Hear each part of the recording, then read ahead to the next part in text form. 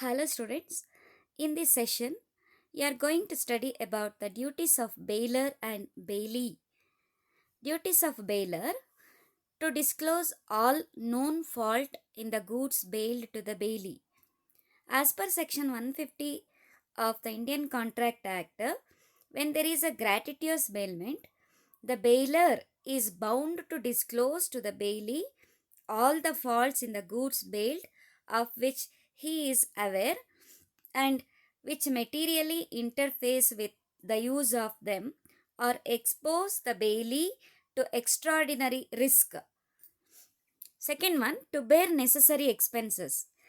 Under section 158 of the Indian Contract Act, where under the terms of the bailment, the goods are to be kept or to be carried or to have some work done with them by the bailee for the bailor, and bailee is to receive no remuneration, the bailor is bound to repay all the necessary expenses incurred by the bailee in relation to the goods bailed.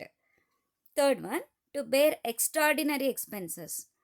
Under section 158 of the Indian Contract Act, where the bailment is non-gratuitous, the bailor is liable to repay all the extraordinary expenses incurred by the bailee.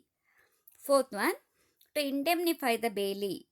Under section 164 of Indian Contract Act, the bailor is bound to indemnify the bailee for any loss which the bailee may suffer because of the defective title of the bailor to the goods bailed. Now let us see the duties of the bailee. First one, to take reasonable care of the goods bailed.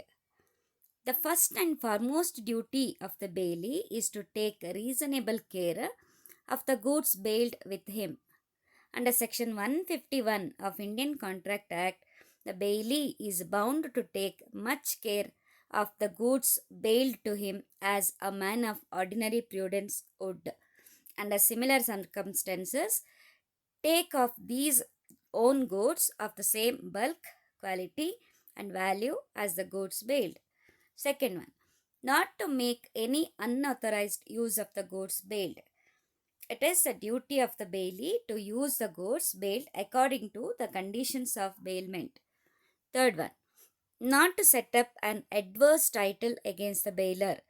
The bailee should not hold the goods on behalf of and for the bailor.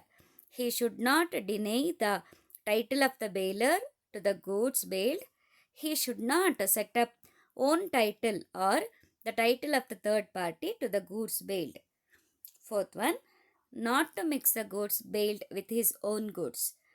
The bailee should not mix the goods bailed with his own goods without the bailor consent. He should keep the goods bailed separate from his own goods. Fifth one, to return any natural accretion to the goods bailed.